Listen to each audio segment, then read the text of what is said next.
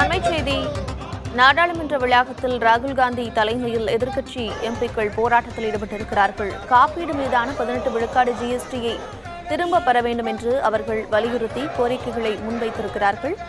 அண்மைச் செய்தியையும் அது குறித்த காட்சிகளையும் பார்த்துக் கொண்டிருக்கிறோம். விவரங்களோடு இணைந்திருக்கிறார் தலைமைச் செய்தியாளர் கணபதி. அவரோடு பேசலாம்.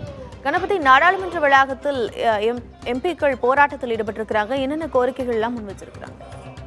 மருத்துவ காப்பீடு மற்றும் ஆயுள் காப்பீடு இரண்டுக்குமான ஜிஎஸ்டியை ரத்து செய்ய வேண்டும் என இந்தியா கூட்டணி கட்சிகளை சேர்ந்த தலைவர்கள் இன்று நாடாளுமன்ற வளாகத்திலே ஆர்ப்பாட்டம் நடத்தினார்கள். தற்போது ஆயுள் காப்பீடு மற்றும் மருத்துவ காப்பீடுக்கு 18% ஜிஎஸ்டி வரி வசூல் செய்யப்படுகிறது. ஆகவே இந்த காப்பீடுகளை பெறும் சந்தாதாரர்களுக்கு 18% கூடுதலாக செலவாகிறது.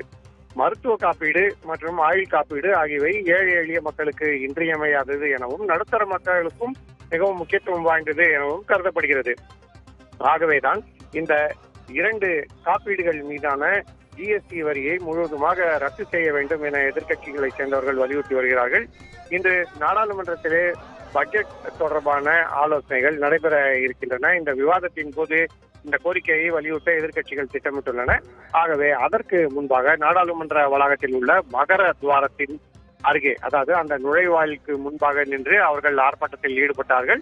காங்கிரஸ் கட்சியைச் சேர்ந்த ராகுல் காந்தி உள்ளிட்ட தலைவர்கள் இந்த ஆர்ப்பாட்டத்தில் கலந்து கொள்வது குறிப்பிடத்தக்கது. ஏற்கனவே மத்திய அமைச்சர் நிதின் கட்கரி கூட நிர்மலா சீதாராமனுக்கு இது தொடர்பாக ஒரு கடிதம் அனுப்பியிருக்கிறார். நிதின் கட்கரி அனுப்பியுள்ள கடிதத்திலே ஆயுள் காப்பீடு மற்றும் மருத்துவ காப்பீட்டுக்கான ஜிஎஸ்டி வரியை ரத்து செய்ய வேண்டும் என குறிப்பிட்டிருக்கிறார். ஆளும் கட்சியைச் சேர்ந்த ஒருவரே இந்த கோரிக்கையை எழுப்பியிருப்பதால் ஒருவேளை அரசை இதை பரிசீலிக்கலாம், இது தொடர்பாக சுமூகமான நடவடிக்கையை எடுக்கலாம் என எதிர்பார்க்கப்படுகிறது. இத்தகைய சூழலில்தான் எதிர்க்கட்சிகளைச் சேர்ந்தவர்கள் நாடாளுமன்ற வளாகத்திலே ஆர்ப்பாட்டம் நடத்தி தங்களுடைய கோரிக்கையை வலியுறுத்தியுள்ளனர். நாடாளுமன்ற வளாகத்தில் ராகுல் காந்தி தலைமையில் எதிர்க்கட்சி எம்பிக்கள் போராட்டத்தை முன்னெடுத்திருக்கிறார்கள். காப்பீடு மீதான 18% ஜிஎஸ்டியை திரும்ப பெற வேண்டும் என்று அவர்கள் வலியுறுத்துகிறார்கள். விவரங்களை வழங்கியமைக்கு நன்றி.